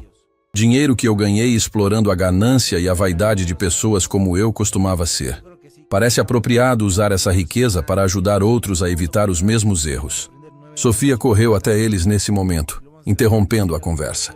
Papai, o senhor Joaquim disse que você prometeu ajudar ele com o computador hoje. Claro, princesa, disse Eduardo levantando-se. Luciana, você pode ficar para o almoço? A comunidade está fazendo uma festa pequena para comemorar a formatura do curso de informática. Enquanto Eduardo se afastava com Sofia, Luciana permaneceu sentada, absorvendo a magnitude do que havia acabado de presenciar. Em seu telefone, começou a fazer anotações para seu próximo paper acadêmico. Transformação social estrutural. Evidências de mudança neuroplástica em comportamentos de classe. Mas seus pensamentos foram interrompidos quando Pedro se aproximou timidamente. Doutora Luciana, disse o menino, posso perguntar uma coisa? Claro, Pedro. Meu papai sempre vai ser uma pessoa boa agora? Ou ele pode voltar a ser ruim? A pergunta, feita com a inocência direta de uma criança, atingiu o coração da questão que Luciana havia estado estudando durante meses. Pedro, seu papai escolhe ser uma pessoa boa todos os dias, assim como você escolhe ser gentil com seus amigos na escola. A bondade não é algo que você conquista uma vez, é algo que você pratica sempre. Pedro assentiu seriamente. Como escovar os dentes? Exatamente como escovar os dentes, sorriu Luciana. Nesse momento, seu telefone tocou. Era Rodrigo. Luciana, você precisa ligar a televisão agora, disse sua voz urgente. Helena Monteiro está dando uma entrevista ao vivo sobre o programa de transformação social. E há outras pessoas com ela. Luciana rapidamente encontrou uma televisão no centro comunitário e ligou no canal de notícias. Na tela, viu Helena Monteiro sentada em um estúdio de TV ao lado de Dr. Tanaka, Marco Rossini, Augusto Mendes e Madame Dubois. O que aprendi nos últimos 6 meses, Helena estava dizendo para o entrevistador, é que a riqueza sem consciência social é uma forma de pobreza espiritual. Participar do programa da doutora Luciana me mostrou que verdadeiro privilégio vem da responsabilidade de usar nossos recursos para elevar outros. Dr. Tanaka se inclinou para a frente. Em minha cultura, temos um conceito chamado Kaizen, melhoria contínua. O programa nos ensinou que a transformação pessoal não é um destino, mas uma jornada diária. E o impacto tem sido global, acrescentou Marco Rossini. A União Europeia aprovou legislação exigindo programas similares para executivos de grandes corporações. É uma revolução silenciosa, mas potente. O entrevistador se virou para a câmera. Para nossos telespectadores que podem estar se juntando a nós agora, estes são 5 dos participantes originais do que ficou conhecido mundialmente como Programa Santos, uma iniciativa de transformação social que começou após um incidente amplamente divulgado em uma festa da elite brasileira há 6 meses. Augusto Mendes assumiu a palavra. O que quero que as pessoas entendam é que este não é um programa de punição ou humilhação. É sobre descobrir a versão de si mesmo que você sempre teve o potencial de ser, mas que talvez nunca teve a coragem de explorar. Madame Dubois, falando em português com seu sotaque francês característico, acrescentou: J'ai appris que la vraie élégance, verdadeira elegância, não vem de roupas caras ou joias. Vem de como você trata as pessoas que não podem fazer nada por você. Luciana assistia com crescente emoção e orgulho. O que havia começado como uma noite terrível havia se transformado em um movimento global de transformação pessoal. Doutora Luciana, disse Pedro, que havia estado assistindo ao lado dela. Aquelas pessoas na TV são as mesmas pessoas da festa onde meu papai foi malvado? São sim, Pedro. Ah, elas mudaram também? Sim, elas mudaram também. Pedro ficou pensativo por um momento. Isso significa que qualquer pessoa pode mudar se quiser mesmo? Sim, Pedro, disse Luciana, sua voz carregada de emoção. Significa exatamente isso. Enquanto a entrevista continuava na televisão, Eduardo retornou com Sofia e se juntou a eles. Na tela, o entrevistador estava mostrando estatísticas impressionantes sobre o impacto global do programa. Até agora, lia ele de suas anotações. O programa Santos foi implementado em 15 países, com mais de 1.000 participantes voluntários. As taxas de satisfação pessoal entre os participantes aumentaram uma média de 60% e comportamentos mensuráveis de responsabilidade social aumentaram 80%. Mais importante, disse Helena na tela, nossa taxa de reincidência, pessoas que voltam aos comportamentos problemáticos anteriores, é inferior a 5%. Isso sugere que as mudanças são genuínas e duradouras. Eduardo assistia com lágrimas de orgulho nos olhos. Luciana, você percebe o que criamos? Não apenas mudamos nossas próprias vidas, mudamos a forma como o mundo pensa sobre redenção e transformação pessoal. Não, corrigiu Luciana suavemente. Vocês criaram isso. Eu apenas forneci a estrutura científica. A coragem de mudar veio de cada um de vocês. Sofia puxou a manga de Luciana. Doutora, você pode nos ensinar a ser ainda melhores? Luciana se abaixou para ficar na altura da menina. Sofia, vocês já são as melhores versões de si mesmos. Meu trabalho é apenas ajudar adultos a lembrarem como ser tão genuinamente bons quanto as crianças já são naturalmente. Nesse momento, o telefone de Luciana tocou novamente. Desta vez era Beatriz Cavalcante. Luciana, você precisa se preparar para algo grande, disse Beatriz com excitação mal contida. O Comitê do Prêmio Nobel da Paz quer se reunir com você na próxima semana. Luciana quase derrubou o telefone. O Prêmio Nobel?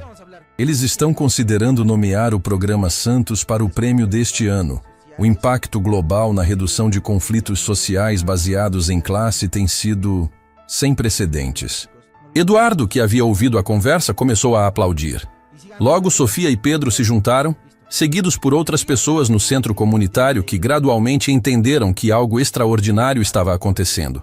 Mas enquanto todos celebravam ao redor dela, Luciana olhava pela janela para a rua onde crianças brincavam, adultos trabalhavam e uma comunidade inteira havia florescido com o apoio que eles haviam fornecido. E ela percebeu que, independente de prêmios ou reconhecimento global, eles já haviam alcançado algo muito mais valioso. Eles haviam provado que a transformação genuína era possível, que pessoas podiam escolher ser melhores, e que um ato de coragem, como uma jovem se recusando a aceitar humilhação e um homem escolhendo crescer em vez de se defender, podia literalmente mudar o mundo. 2 anos depois, o Teatro Municipal de São Paulo estava completamente lotado para a cerimônia de encerramento do 2º Congresso Internacional de Transformação Social. Luciana, agora reconhecida mundialmente como pioneira em neuroplasticidade comportamental e ganhadora do Prêmio Nobel da Paz, observava da coxia enquanto centenas de participantes do programa Santos de dezenas de países se preparavam para compartilhar seus depoimentos. Nervosa? Perguntou Eduardo, que agora servia como diretor executivo da Fundação de Transformação Social. Ele usava um terno simples, mas seus olhos brilhavam com uma paz interior que não existia 2 anos antes. Um pouco, admitiu Luciana. É difícil acreditar que tudo isso começou com uma taça quebrada e um momento de crueldade. Não foi crueldade que começou isso, corrigiu Eduardo suavemente. Foi sua coragem em se recusar a aceitar que crueldade é normal. No palco, Pedro e Sofia, agora com 11 e 8 anos, estavam testando os microfones. Eles haviam insistido em participar da cerimônia, querendo falar sobre como é ver seu pai se transformar em herói de verdade.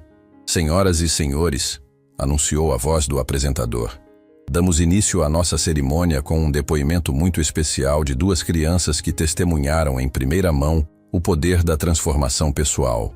Pedro se aproximou do microfone com a confiança de alguém que havia crescido vendo adultos assumirem responsabilidade por seus erros. Meu nome é Pedro Vasconcelos e quero contar para vocês sobre meu pai. A plateia ficou em silêncio total. Há 2 anos, meu pai era uma pessoa que machucava outros porque tinha medo. Medo de não ser importante, medo de não ser respeitado, medo de que as pessoas descobrissem que ele também era apenas um ser humano como todo mundo. Sofia se juntou ao irmão no microfone. Mas então meu pai conheceu a doutora Luciana, que ensinou ele que ser humano não é algo para ter vergonha, é algo para celebrar. Hoje, continuou Pedro, meu pai acorda todas as manhãs perguntando como pode ajudar alguém. Ele não faz isso porque tem que fazer ou porque alguém está obrigando. Ele faz porque descobriu que ajudar outros é a única coisa que realmente faz ele se sentir importante de verdade. A plateia explodiu em aplausos emocionados. Muitos dos presentes enxugavam lágrimas, tocados pela sabedoria pura das crianças. Sofia olhou diretamente para as câmeras que transmitiam o evento globalmente. Se vocês estão assistindo isso em casa e acham que são pessoas ruins que nunca podem mudar, nós queremos que vocês saibam uma coisa. Nosso pai também achava isso. E olha só onde ele está agora. Eduardo, assistindo da coxia, chorava abertamente. Luciana colocou uma mão reconfortante em seu ombro. Eles entenderam, sussurrou ela. Melhor que qualquer adulto, eles entenderam que transformação não é sobre se tornar perfeito, é sobre escolher crescer. O próximo a subir ao palco foi Dr. Tanaka, que havia se tornado embaixador do programa no Japão. Konbanwa, cumprimentou ele em japonês antes de continuar em português.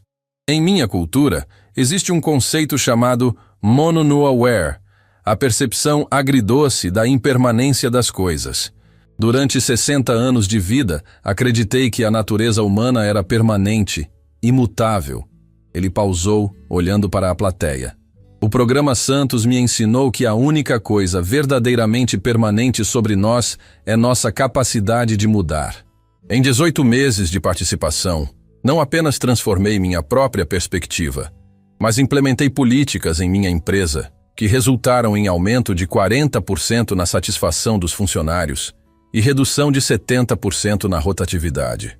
A apresentação continuou com Helena Monteiro, que havia vendido 2 de suas propriedades para financiar centros comunitários em comunidades carentes. Descobri que verdadeiro luxo não é possuir coisas que outros não podem ter.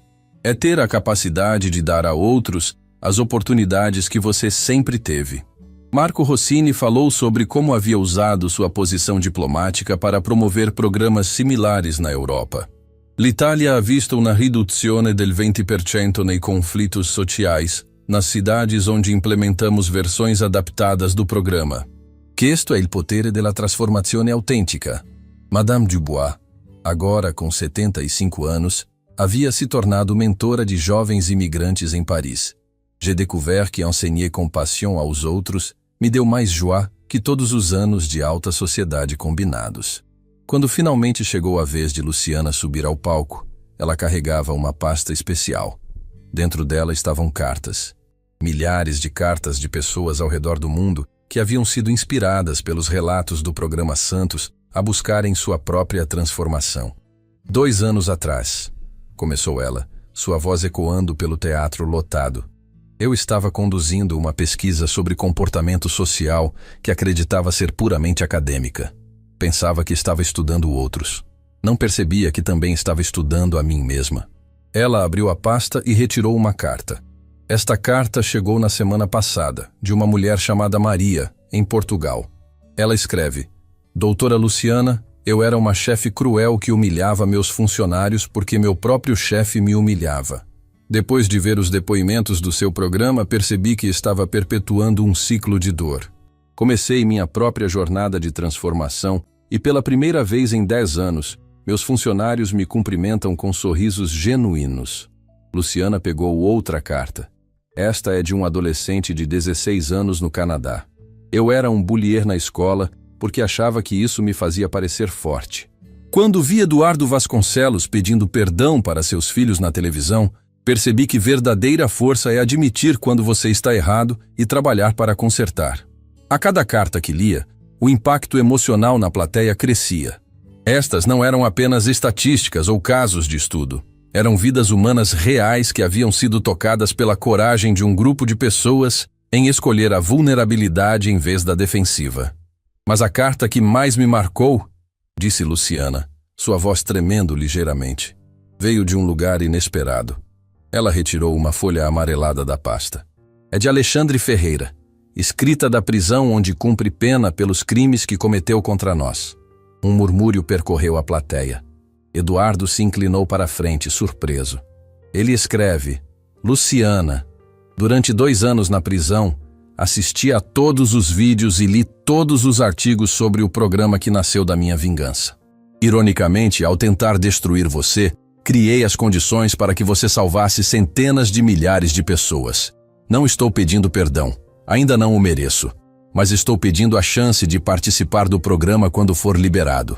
Se Eduardo Vasconcelos pode se transformar de algoz em herói, talvez ainda haja esperança mesmo para alguém como eu. O silêncio no teatro era profundo. A ideia de que mesmo o arquiteto da conspiração original pudesse buscar redenção tocava algo fundamental sobre perdão e segundas chances. Eduardo se levantou da plateia. Luciana, posso dizer algo? Ela assentiu, e Eduardo caminhou até o palco. Alexandre destruiu nossa privacidade, manipulou nossas vidas e causou dor imensurável. Mas se há uma coisa que aprendi nestes 2 anos, é que negar a alguém a chance de mudança é negar a humanidade básica dessa pessoa. Ele se virou para as câmeras. Alexandre, quando você sair da prisão, terá uma vaga no programa. Não porque você merece perdão, mas porque toda pessoa merece a chance de escolher ser melhor. A plateia explodiu em aplausos que duraram mais de 5 minutos.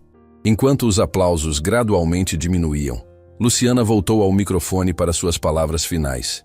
Quando eu era uma jovem estudante, acreditava que mudança social só poderia vir através de revoluções, protestos ou grandes movimentos políticos. O que aprendi é que a revolução mais poderosa acontece silenciosamente. Uma pessoa de cada vez, uma escolha de cada vez. Ela olhou diretamente para as câmeras, sabendo que milhões de pessoas ao redor do mundo estavam assistindo. Se você está assistindo isso agora e se reconhece nas histórias que compartilhamos, se você já foi cruel quando deveria ter sido gentil, arrogante quando deveria ter sido humilde, indiferente quando deveria ter sido compassivo, quero que saiba uma coisa. Sua história não precisa terminar aí. Sua voz ganhou força e convicção. A pessoa que você foi até agora não define quem você pode se tornar. Cada manhã é uma nova oportunidade de escolher crescimento em vez de estagnação, humildade em vez de orgulho, conexão em vez de isolamento. Eduardo, ainda no palco ao seu lado, acrescentou: e se você tem medo de que é tarde demais, de que causou dano demais, de que não merece uma segunda chance, eu era exatamente como você há 2 anos. E hoje, meus filhos me chamam de herói. Não porque me tornei perfeito, mas porque escolhi me tornar melhor. Luciana concluiu: o programa Santos não é sobre nós. É sobre a descoberta de que todo ser humano carrega dentro de si a capacidade de transformação extraordinária. Tudo o que precisamos é da coragem de começar e da perseverança para continuar, um dia de cada vez. Ela pausou, olhando para a plateia que havia se levantado em uma ovação final. Há 2 anos, uma taça quebrada em um salão de festa quase me destruiu. Hoje, estou aqui para dizer que às vezes nossas maiores humilhações se tornam nossos maiores presentes, não porque a dor é boa, mas porque a escolha de crescer através da dor pode transformar não apenas nossas próprias vidas, mas o mundo inteiro. Os aplausos finais duraram 15 minutos. Enquanto a cortina descia lentamente, Pedro e Sofia correram para o palco e abraçaram tanto Luciana quanto o pai, criando uma imagem que seria reproduzida em jornais ao redor do mundo no dia seguinte. Mas a verdadeira magia não estava no palco. Estava nas mensagens que começaram a chegar imediatamente nas redes sociais. Eu também posso mudar se tornou tendência global em 17 idiomas. Milhões de pessoas compartilhavam suas próprias histórias de momentos em que foram cruéis ou insensíveis, assumindo responsabilidade e se comprometendo com mudança. Uma semana depois, mais de 100 mil pessoas haviam se voluntariado para versões locais do programa em seus próprios países.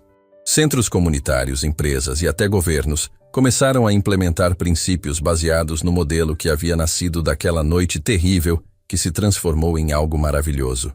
E em uma pequena casa nos subúrbios de São Paulo, Eduardo Vasconcelos colocava seus filhos para dormir com uma história, não dos livros, mas sobre um homem que havia aprendido que verdadeira riqueza não vem do que você possui, mas do que você é capaz de dar. Papai, sussurrou Sofia antes de adormecer. Você acha que todas as pessoas ruins podem se tornar boas como você? Eduardo beijou sua testa suavemente. Eu acho, princesa, que todas as pessoas já são boas por dentro. Às vezes só precisam de ajuda para lembrar disso. E enquanto as estrelas brilhavam sobre uma cidade onde centenas de milhares de pessoas dormiam com esperança renovada na capacidade humana de transformação, uma verdade simples ecoava silenciosamente através do mundo. Nenhum erro é grande demais para ser corrigido, nenhuma pessoa está perdida demais para ser redimida, e nenhum ato de coragem é pequeno demais para mudar tudo. A revolução mais poderosa da história humana não acontece nas ruas ou nos parlamentos. Acontece no momento silencioso em que uma pessoa escolhe ser melhor do que foi ontem. E essa revolução, uma vez começada, nunca mais pode ser detida. Сейчас зайдем, посмотрим, как у меня трансляция началась.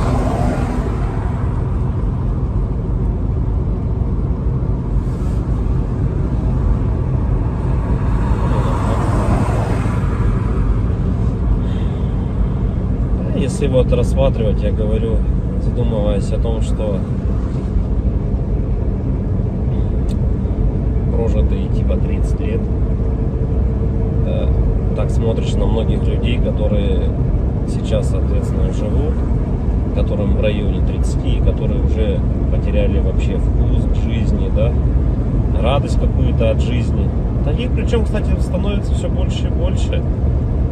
Мне кажется, этот средний возраст, когда говорили, что начинается вот этот кризис среднего возраста, он тоже сместился, как и говорят, что сейчас люди, в принципе, быстрее взрослеют, быстрее осмысливают все, да, почему-то это всегда все в плохом больше ключе на самом деле, да, вот что сейчас дети, к примеру, быстрее взрослеют, вот, и мне кажется, кризис вот этот среднего возраста, он, наверное, тоже сместился.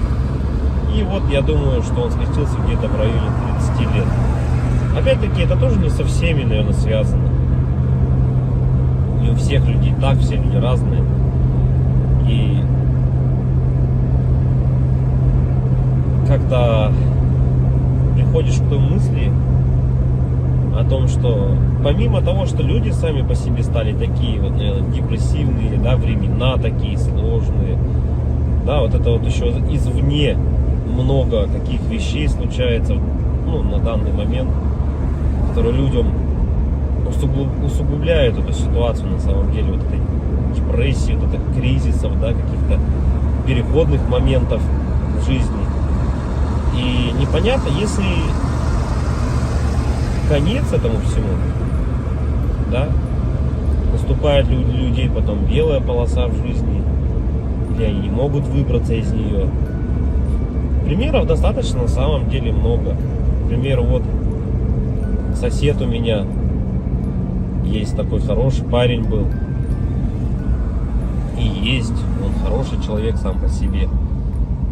Но вот у него сейчас очень сложные времена такие, как бы дизмораль на него напала.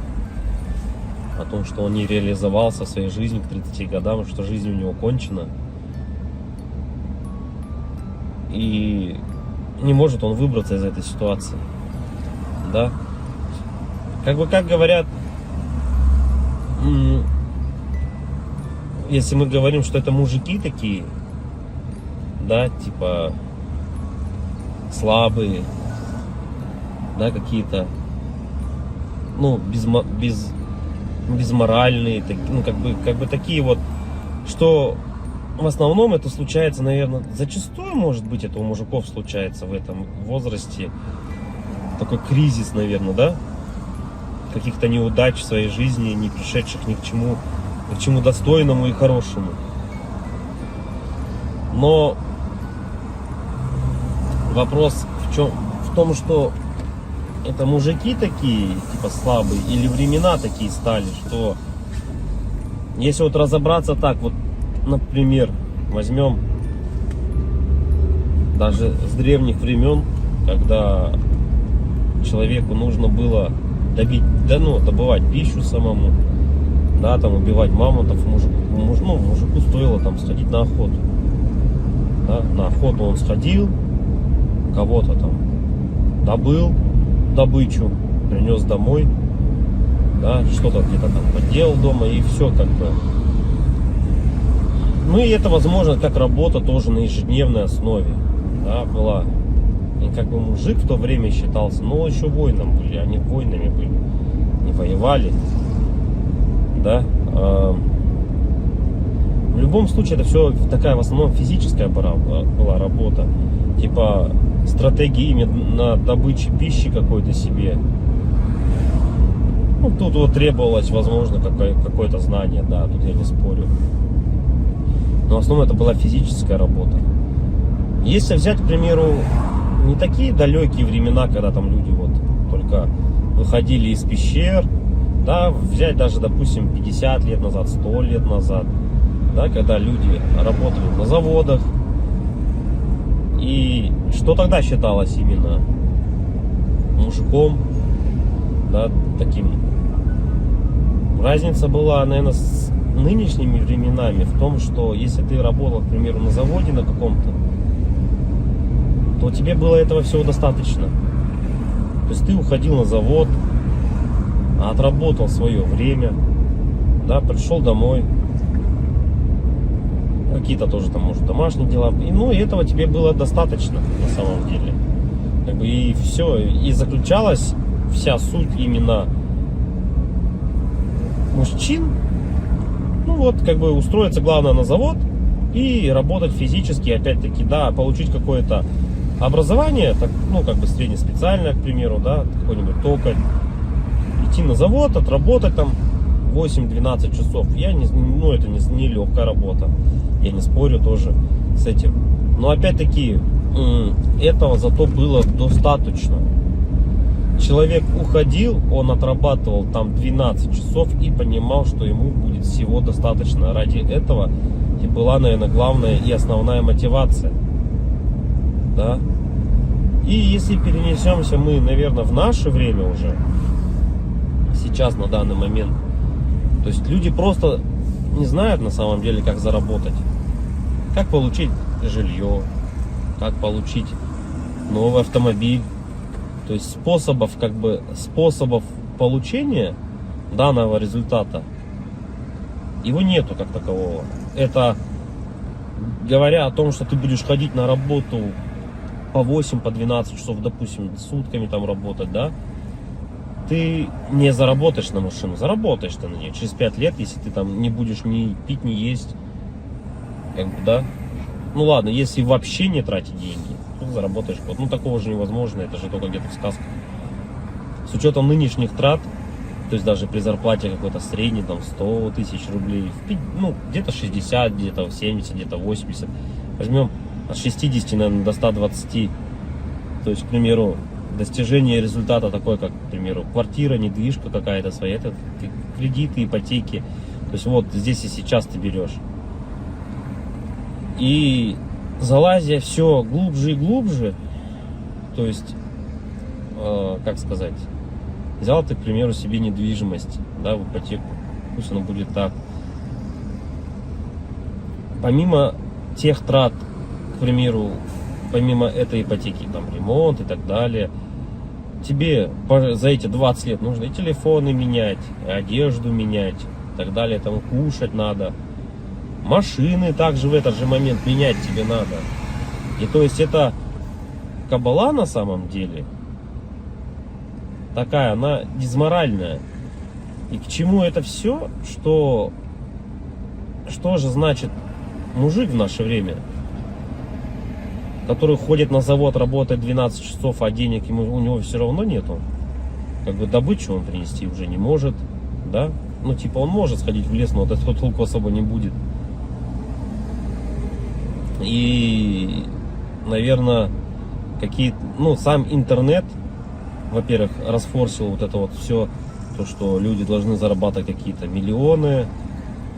Они должны зарабатывать. Это было бы шикарно, если бы каждый зарабатывал. Но каждый по своей сути не может столько зарабатывать, да, потому что не хватит денег, чтобы каждый. А может, их и хватит, но никто никому не даст так зарабатывать. И вот, возвращаясь, к примеру, к тому, что какая зарплата? 1300, наверное, должна быть в наше время, чтобы как бы себя, наверное, обеспечивать, да? Хорошо. Одному. И кто же тогда мужик в наше время? Типа, что он должен делать? Что он должен выполнять? Как бы, если он ходит на работу, но смысла от этого нету. Ну, как бы он есть, да, у тебя какой-то идет доход, но если его недостаточно. Смотришь другие профессии, другую работу, да,